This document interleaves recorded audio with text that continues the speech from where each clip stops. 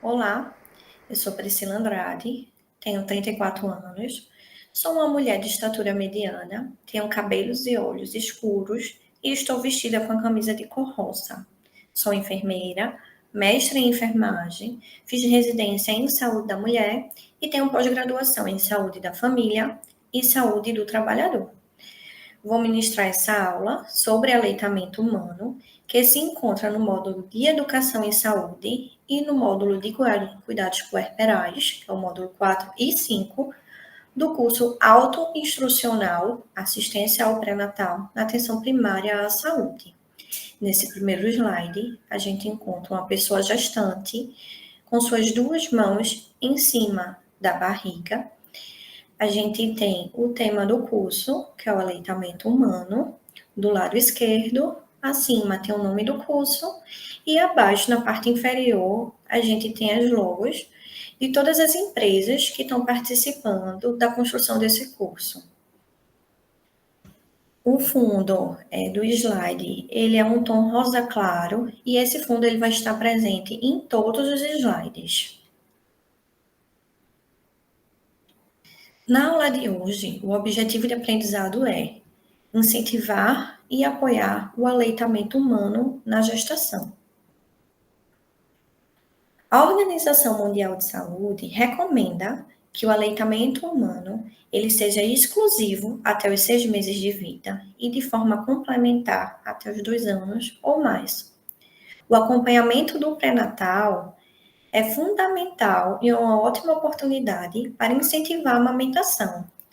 A amamentação ela é um esforço coletivo que requer informações qualificadas e baseado em evidências científicas, em uma rede de apoio acolhedora. Incentivar a amamentação durante a gestação tem um impacto comprovadamente positivo nas taxas de aleitamento, especialmente para aquelas mães de primeira viagem. Durante o acompanhamento pré-natal, seja em grupo ou em atendimento individual, é importante dialogar sobre vários aspectos. Dentre eles, pergunte quais são os planos para a alimentação da criança. Escute e perceba quais são os conhecimentos prévios, tanto da pessoa gestante quanto de seu acompanhante. Avalie mitos, avalie crenças, medos e preocupações, fantasias relacionadas ao aleitamento humano, para que, com base nisso, você possa trabalhar suas orientações. Apresente a importância do aleitamento humano logo após o parto. Nesse slide, a gente tem uma imagem de uma mulher com um bebê no seu colo, logo após uma cesárea, em contato pele a pele. O contato pele a pele, logo após o parto, é um dos passos para o sucesso do aleitamento humano. Ele promove o aleitamento, além de fortalecer o vínculo afetivo entre a pessoa gestante e o bebê. Ajuda a estabilização e a regularização da temperatura do RN, já que dentro da barriga ele se encontrava em altas temperaturas e aqui fora é um ambiente extremamente frio para ele. Aqui no slide a gente tem uma imagem mostrando como é o leite nos primeiros dias de vida do bebê. Então, esse leite, ele começa a sair bem amarelado, como se fosse uma gema de ouro, e ele vai clareando ao longo do tempo, né? E esse primeiro leite, ele é conhecido como um colostro, que é fundamental para a proteção do recém-nascido nos primeiros dias, porque ele é rico em anticorpos e nutrientes essenciais para proteger o bebê contra infecção e outras doenças. Apresente também a importância do aleitamento exclusivamente até os 6 primeiros meses. Ele é de fundamental importância, porque ele tem nutrição completa, proteção imunológica, ajuda no desenvolvimento cognitivo e reduz os riscos de doenças crônicas, como diabetes, hipertensão e outras doenças. Oriente a solicitar apoio do alojamento conjunto ou no banco de leite para realizar a técnica correta de pega e de posição do bebê. Aqui no slide, a gente tem uma imagem de um bebê sendo amamentado, onde mostra quais as instruções e o que a gente deve observar numa pega correta. Então, um dos primeiros tópicos que a gente deve observar é se a boca do bebê ele se encontra aberta e com o lábio inferior voltado para fora. Então, se ele não estiver com o lábio inferior voltado para fora, a gente pode pegar com o dedo indicador, colocar no queixo do bebê e puxar um pouquinho para baixo, fazendo com que ele abra a boquinha, né? O queixo do bebê, ele deve estar tocando na mama, mas o nariz, ele deve estar livre. Ele não pode estar afundado no peito da mãe, assim. A mãe, ela não deve sentir dor durante as mamadas. Então, é comum, nos primeiros dias, ela sentir um incômodo, mas ela não deve sentir dor e por muito tempo durante as mamadas. A gente tem que ver mais areola na parte superior da boquinha do bebê e menos na parte inferior. A mãe, ela pode ouvir o bebê deglutindo, mas ela não deve ouvir estalidos. O bebê, ele suga e faz uma pausa e volta a sugar novamente. Isso é o esperado. Ele sempre para, respira um pouquinho e volta a sugar. E esse bebê, ele deve ser levado ao seio e não seio levado até o bebê. Então, essas observações, elas devem ser feitas ainda no internamento ou logo após a alta, porque as intercorrências relacionadas ao processo de amamentação, elas ocorrem com mais frequência nos primeiros dias após o parto. E se não forem identificadas e tratadas, podem interromper prematuramente essa prática. Uma outra coisa que a gente deve observar é se o bebê está no posicionamento correto. Então, aqui nesse slide, a gente tem uma imagem de uma pessoa negra amamentando com as orientações que devem ser observadas. Então, a gente tem o corpo do bebê está próximo ao corpo da mãe, o bebê está com a cabeça e o tronco alinhados, ele não deve estar com o pescoço torcido. Muitas vezes a gente encontra o bebê com o rostinho para a mama da mãe, mas o corpinho virado. Então, eles devem estar com a cabeça e o corpo alinhados. O bebê ele está bem apoiado, a mãe segura o bebê com as duas mãos ou com um único braço, ela consegue apoiar todo o corpo do bebê. O rosto do bebê ele está de frente para a mama ou ele está torcido. Então, esses detalhes eles devem ser observados e devem ser orientados tanto pelos profissionais ainda no alojamento, quanto nos bancos de leite. E essas orientações, elas devem ser dadas também ainda durante a gestação, para que a mulher ela fique atenta. É muito mais fácil a gente ter essa orientação na gestação e se preparando quando chega o puerpério, do que essas informações virem todas de uma vez só durante o puerpério. Então, durante essa internação, prestar atenção na pega e no posicionamento adequado é ideal para a prevenção de complicações relacionadas à amamentação. Fale com essa mulher sobre a apojadura. E o que é essa apojadura? Ela pode ocorrer até o 5º dia após o parto e dura cerca de 2 a 3 dias. É um processo que pode ser acompanhado por rubor, calor, dor nas mamas e até febre, algo que se assemelha a uma mastite, mas é um processo fisiológico e temporário. Uma leve massagem ao redor do mamilo, na auréola e nas mamas pode aliviar essa dor e deixá-las mais maleável, fazendo com que facilite a pega do bebê. Às vezes, é necessário ordenhar um pouco desse leite para que essa mama ela fique mais flácida e ajude o bebê a realizar essa pega. O que deve ser orientado é que ela não deve ficar fazendo ordenhas com frequência para não estimular na produção de mais leites. Então, quanto mais ela ordenha, mais o corpo vai pensar que o bebê precisa de mais leite e aí vai produzir mais leite. Então, a ordenha ela é para ser feita de forma de alívio. Então, aliviou o desconforto para a ordenha, coloca o bebê para mamar. Sinalize quanto às possíveis dificuldades na amamentação e meios fáceis de preveni-las.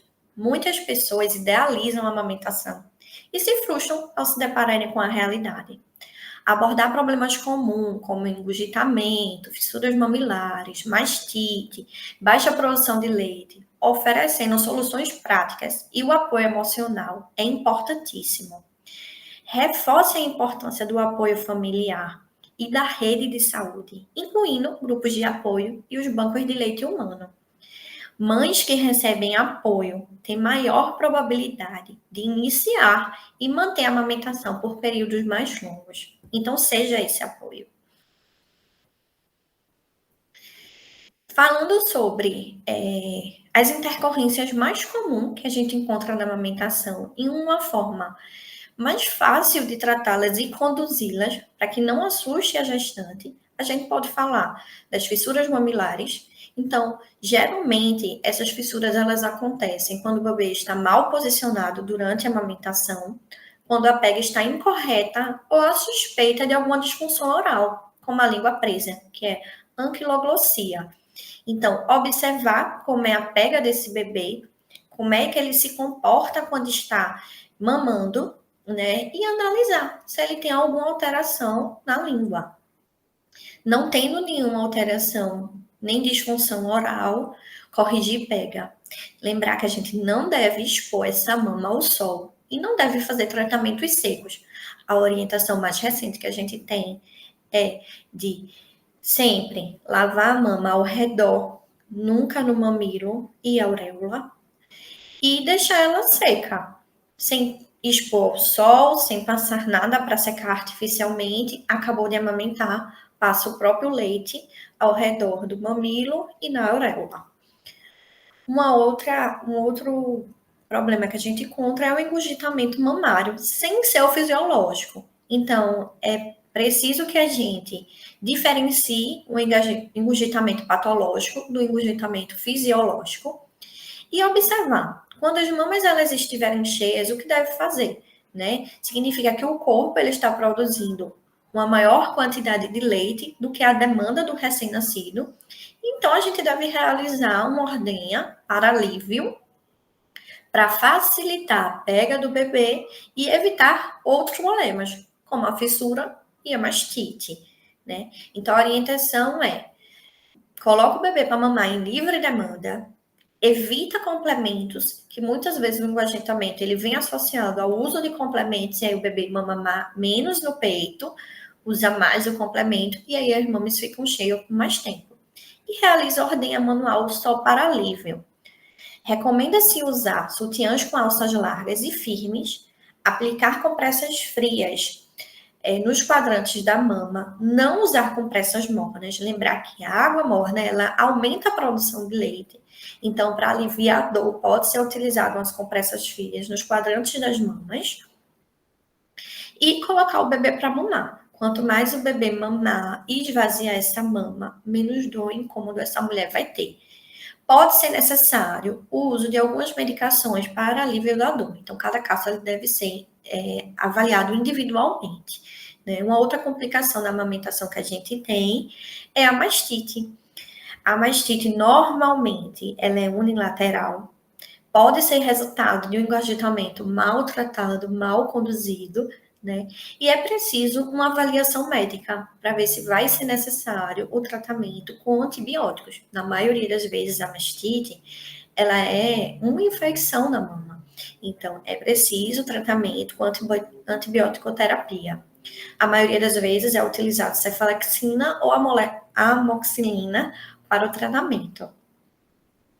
Por último, um problema que, na verdade, não é um problema de amamentação, é o que as pacientes acham que tem, que é a baixa produção do leite.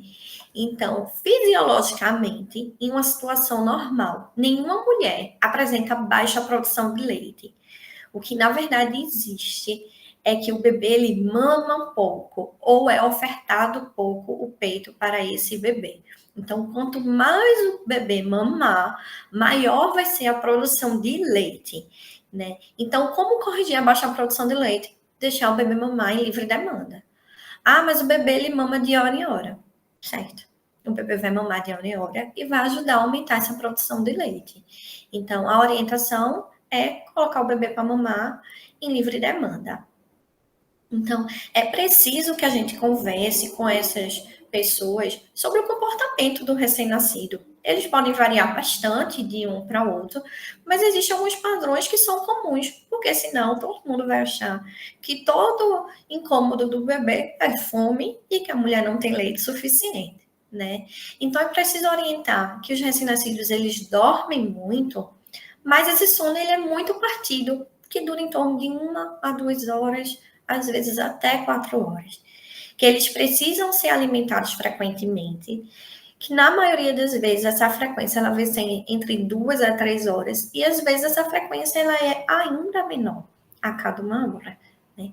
Que o choro é a sua principal forma de comunicação. Eles choram para expressar fome, desconforto, cansaço, ou apenas uma necessidade de atenção e aconchego. Muitas vezes, ele pode ser acalmado com alimentação, troca de fralda, aconchego ou movimentos suaves.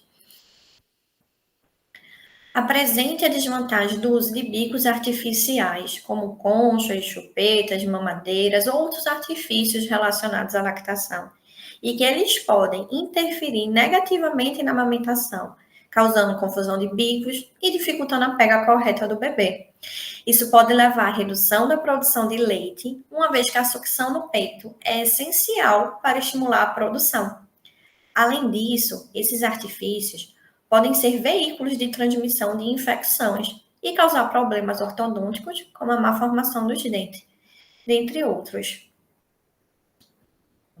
Aqui tem algumas referências que foram utilizadas.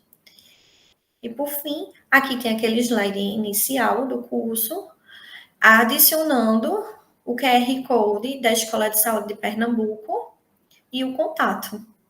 Obrigada e um bom curso.